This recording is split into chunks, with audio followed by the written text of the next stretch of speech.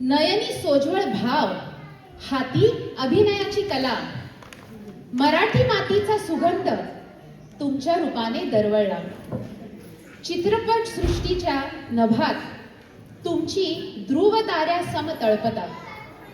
जयश्रीजी, तुमच्या आठवणींनी आजही रसिक मन फुलतात.